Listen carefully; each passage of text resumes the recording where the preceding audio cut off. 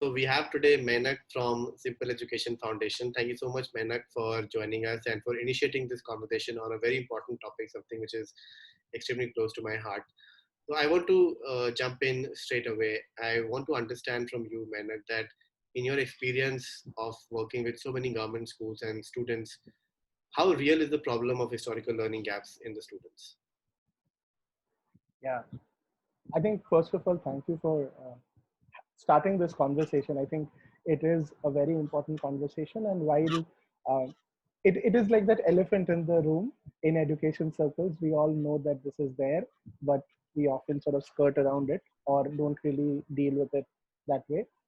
In our experience, I think historical learning gaps has been a very major challenge, and I'll tell you.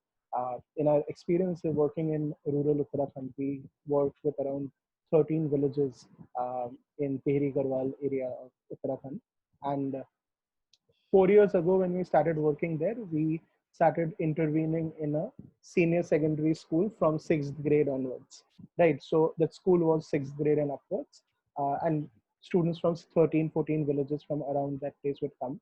And very quickly, we realized that students coming in at sixth grade did not know how to read or write in Hindi. I'm not even talking about English right now, right? Did not know how to read and write in Hindi. Were not able to follow very simple instructions in Hindi. Uh, they were struggling with maths. They had like some basic number sense, but they did not know symbols for uh, like a one or a two. So they knew that there's something called one, two, three, four, and they had that wrote there. But if you would show them like a four, they would not be able to identify it. So for us, I think uh, in our experience, we've seen that as a major challenge. And what that does, especially when you start working with a sixth grade student who's actually right now behind, uh, does not have the skill, which essentially we would say is a skill that should be acquired by the first grade. Uh, that automatically pushes them back by 5 years, and and then what it becomes incredibly difficult to bridge that 5 year while they are going up in their grades, right? So I think historical, so that's been like one massive challenge, and I think that's sort of my way of saying that it definitely exists. So when Simple Education Foundation starts an intervention in any school, is Yeah. measuring historical learning gaps the first step or first set of activities that you perform? So it definitely is a part of our M&E mechanism. So one of the things that we have started looking at very uh, in a very focused way right now is also measuring foundational learning. That do they have the basic foundational learning that you need to actually access other learning material, and these can be academic, non-academic, social, emotional, any kind of learning material. So that's something that we have started doing uh, a couple of years ago. Yeah. How do you do that? How do you evaluate? Do you have a evaluation process by which you take students through to understand what each of those students' levels are? Yeah, so we do two things. Uh, One is we use the super famous ASER toolkit. So we use the ASER toolkit to do like a very sort of basic baseline. The second step that we do is we have our own uh, Hindi and English phonics tests, which are reading fluency tests. So we do those tests to understand whether the child can identify or read uh, simple things. So I think those are two things. We do have like a grade level assessment, and which is like a grade one, grade two level assessments. And we, even if we are starting our intervention in a grade six classroom, we would start off by giving them a grade one uh, level paper and see if they are doing well in it, or how they are sort of doing faring in that, and that enables us to then design the intervention for that classroom. uh, but yeah, I think it also brings me to that point that we are as an organization definitely also thinking very deeply about tools that we can use to measure this more effectively. So yeah. And then if you could give me some examples from some of your project locations, what kind of intervention did you guys try to help students bridge their historical learning gaps, and what kind of results did you see post that? Yeah. So I think so. I'll tell you. So one thing that has shown really strong results for us is focusing on phonics. So we have built out a phonics learning program. So most of the team that we have experience of teaching inside government school classrooms. And when we started, most of us started our teaching career through our Teach for India fellowship experience. And over there, we used a certain sort of phonics tool to teach primary classrooms. And then when we sort of started Simple Education Foundation, and the whole team, when we came on board, we figured a lot of other tools of teaching phonics. So there's Jolly Phonics, there's this, there's that. So we basically used most of those tools because none of those tools are really contextualized to the Indian context. So we took the best from each of these tools and we built a simple program on our own.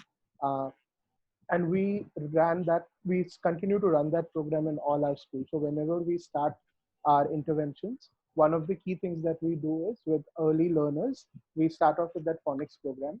And that phonics program, we've seen a very good sort of a very well implemented phonics program. Actually, we've seen very high learning gains uh, because of that. So, if you think, so our earlier, one of our earliest schools in Delhi, which is the HDMC school in Haus Khas in Bhimnagri, uh, over there we started the phonics program right as soon as we started in 2017. And the children in the first batch, they are now in fourth grade. And if you see, almost everyone in that class can uh, read and sort of speak in English fairly well.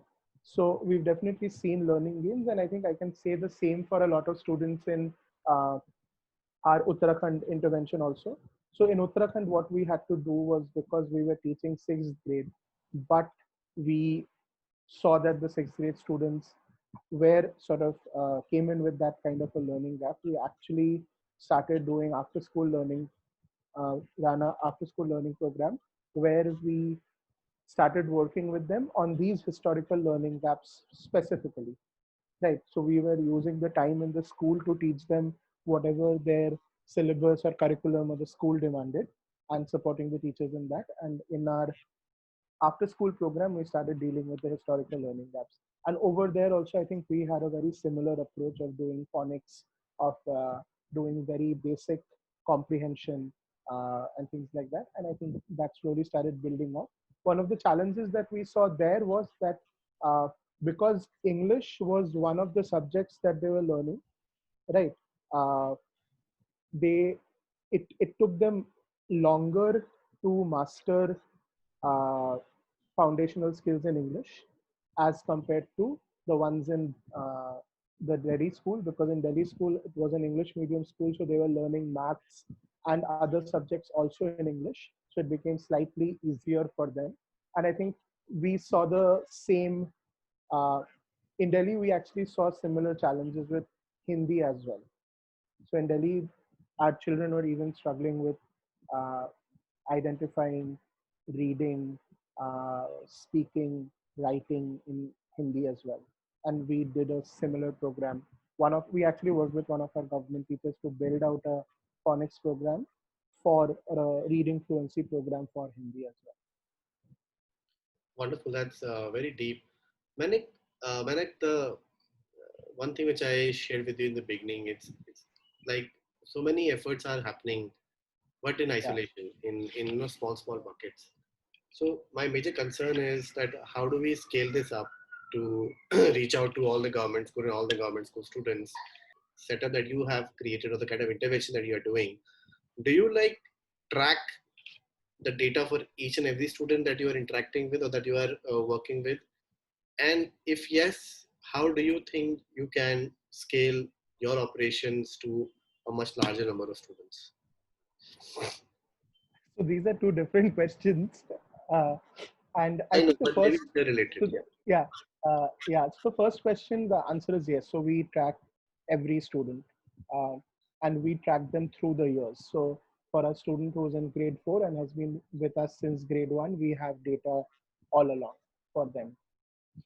Although some of it is scattered, but we have data all around for them.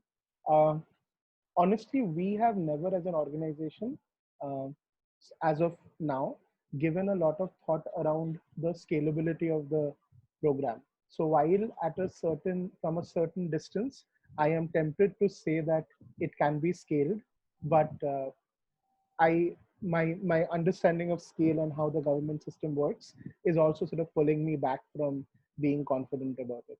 So while I see that there are certain principles that can be scaled, like I definitely feel that a very strong reading fluency program is important, uh, and that needs to be like a foundational pillar of a historical learning gap solution. Uh, but I don't know, or I don't think as an organization we have figured it out as to how that looks at scale.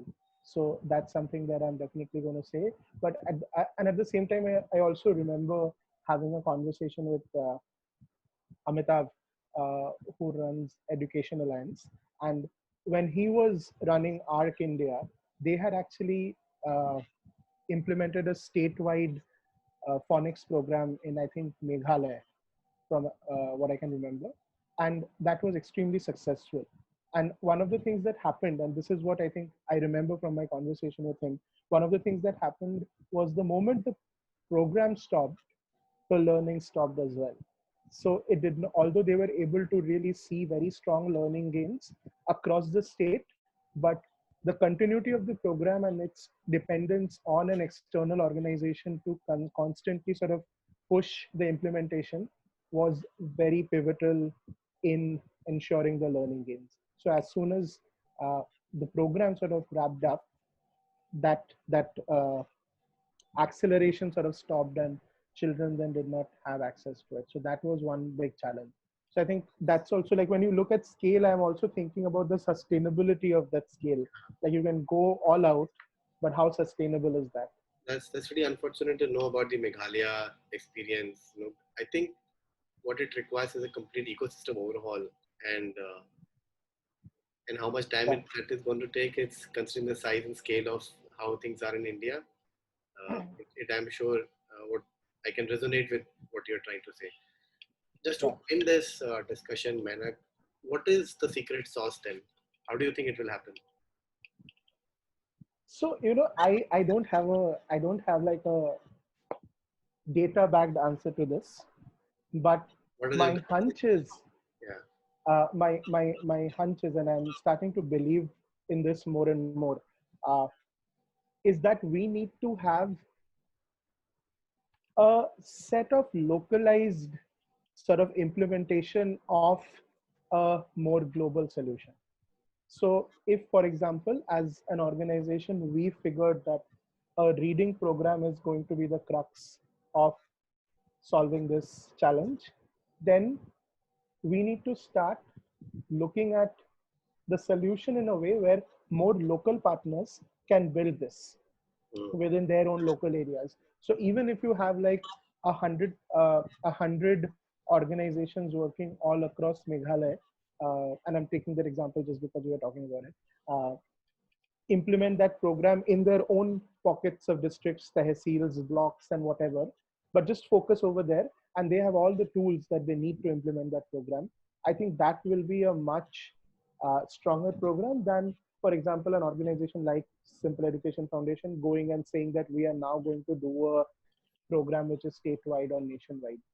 So I think that is the crux. How do you build solutions uh, which will work at a, definitely at a sort of a really scaled up uh, manner, but they're implemented through smaller local agencies so that you drive in those factors of context. And I think one thing that I remember is one of my conversations, actually a lot of my conversations with Ashish Srivastava from Shikshark in Sukma, Chhattisgarh, where he talks about how, like, it's almost immaterial. It has no meaning if you tell a child in uh, a tribal village in Chhattisgarh, A for aeroplane has no meaning because they have never seen an aeroplane.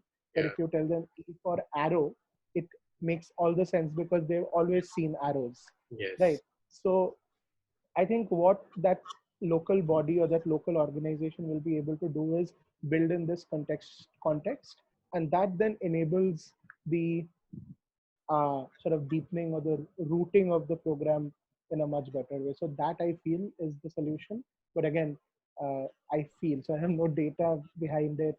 It's just a hunch. But I think it's a good takeaway, wherein we standardize the solution to some extent, maybe even the delivery, but Yeah, then allow the partnerships to happen, and then allow those partner organizations to bring in some local context and then deliver the solution. I think that's what the key is, what you were trying to say, right? yeah, yeah, yeah, yeah, yeah. Yeah. Great. Thank you so much, Mehnat, for giving me your time. I think No what you are problem. Thank doing you. and what other organizations are doing in this field is critical. And I hope that this issue of historical learning gaps can be addressed by some solution very soon. Otherwise, we'll Hope just so. keep talking about this again and again. I actually get very disappointed when I see ACER reports every year, but Yeah, then there aren't anything that is talking about what is that we're going to do at scale to actually help yeah, yeah, solve this. yeah, yeah, yeah. Great. Thank you so much, Menak. Thank you so much, Rohit, and all the best.